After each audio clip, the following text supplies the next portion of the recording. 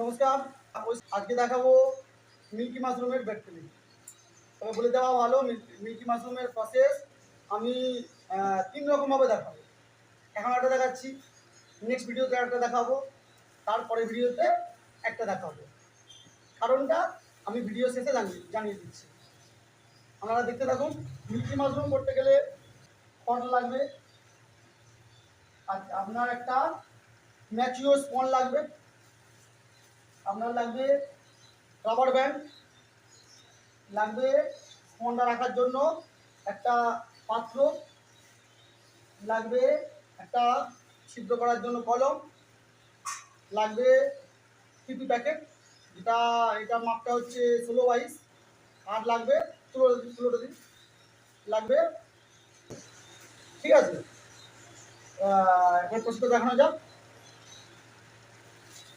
প্যাকেটে একদিকটা আমরা বেঁধে নিয়েছি রাবার ব্যান্ড দিয়ে। প্যাকেটটাকে আমরা ফার্স্ট উল্টে নিয়েছো, হ্যাঁ ঠিক আছে।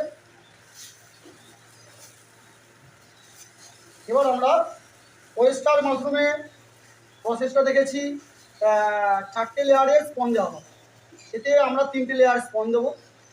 আর আরেকটা তফাৎ হচ্ছে ওয়েস্টার মাশরুমের সাথে, যে ওয়েস্টার মাশরুমে আমরা একদম প্যাকেটে গা বরাবর সাইড দিয়ে আমরা স্পনটা দিই, কিন্তু ওই মিল্কিতে আমরা কিন্তু মাঝখানটা বেশি দেবো, সাইডে দেবো অল্প অল্প।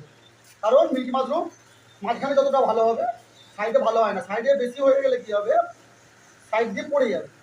ওর প্রসেসটা আমি ভিডিও শেষে সব বলে দেবো, ঠিক আছে।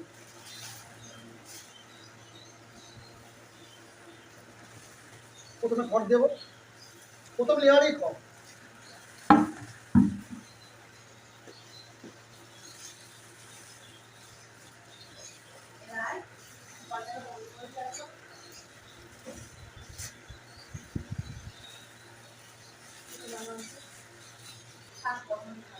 আমরা 3টে ভাগে ভাগ করে নিলাম, যেহেতু 3টে লেয়ার করা হবে।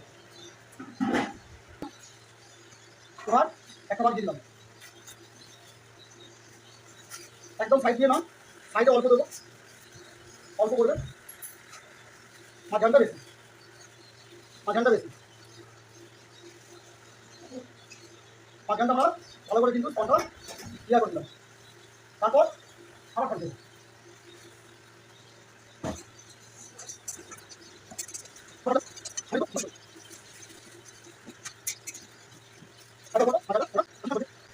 যারা প্রশিক্ষণ নেবেন কথা বলবে, যোগাযোগ করবে। প্রশিক্ষণ ছাড়া কাজ করবেন না, প্রশিক্ষণ নিয়ে নিলে কাজের সুবিধা হয়। এরপরে আমরা আবার সেই একই প্রসেসে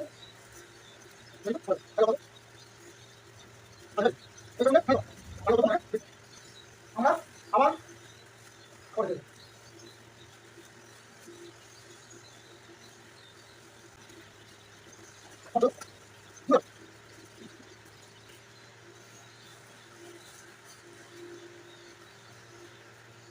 দুটো লেয়ার হয়ে গেল। এবার বেশ সুন্দর করে সাজিয়ে গুছিয়ে দিতে হবে, মাঝখানে মানে সব মাঝখানে ঢেলে দিলাম তা না, সুন্দর করে সাজিয়ে গুছিয়ে দিতে হবে, যাতে সমানভাবে পড়ে। এবার এখানে অল্প খড় দেবো, অন্য লেয়ারগুলো যেমন দিয়েছি তার তুলনায় অনেকটাই কম, কারণ এখানে আমাদের কিন্তু 21 দিন পর কেসিং করতে হবে, যেটা ওয়েস্টার মাশরুমে হয় না। ওয়েস্টার মাশরুমের বেড ফিলিংয়ের কাজ একবারই,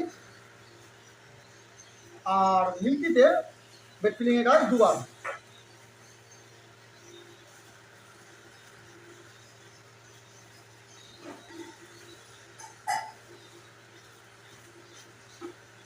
এই স্পন দিলাম, এই লেয়ার করলাম,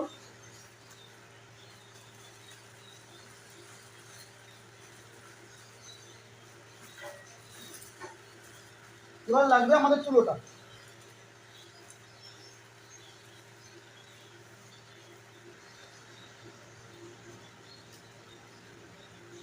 কারণ টাইট হয়ে বসে থাকে, তো এই ভুলটা অনেকে করে, একটু খুলে নিতে হবে, একটুখানি পাতলা করে নিতে হবে। এরপর আমরা তুলোটা এখানে রাখলাম। আমি তুলোটা অর্ধেকটা ভিতরে আর অর্ধেকটা বাইরে, এই প্রসেসে আমি কিন্তু মুখটাকে জড়ো করে, টাইট টুইট করার প্রয়োজন নেই, মুখটাকে জাস্ট জড়ো করে আমি দাঁড়ার দিয়ে এখানটা জাস্ট যাতে মশা মাছি না বসে তার জন্য একটা জাস্ট পাক দিয়ে দেবো। এইভাবে থাকবে, এইভাবে থাকলো। আর একটু কাজ আছে, এবার আমরা হোল করবো। হোল কটা করবো? মোট 4টে করবো,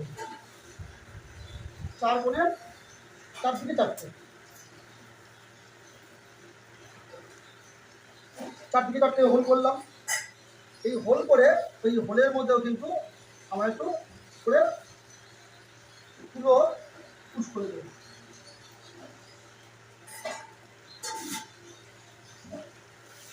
যাতে এখান দিয়ে মাছি মশা না প্রবেশ করে। পুরো বেশি প্রয়োজন নেই, অল্প অল্প দেবেন। পুরোটা একটু পাতলা করে নেবেন, পাতলা করে নিয়ে আপনারা কিন্তু প্রবেশ করে দিতে। ঠিক এই প্রসেসে আমাদের কিন্তু সিলিন্ডারটা রেডি হয়ে গেল। ঠিক আছে, এবার এটা আমরা 20-21 দিন দেখবো। 20-21 দিনে মোটামুটি ঠিক সাদা হয়ে যাবে। তখন আমরা তুলোগুলো খুলবো। এই সাইডের তুলোগুলো এরকমই থাকবে, এই মুখের তুলোটা শুধু খুলে দেবো, খুলে দিয়ে আমরা এতে কেসিং করবো। ঠিক আছে, ধন্যবাদ। এটা একটা প্রসেস দেখালাম, আরও একটা প্রসেস আছে, দেখাচ্ছি নেক্সট ভিডিওতে।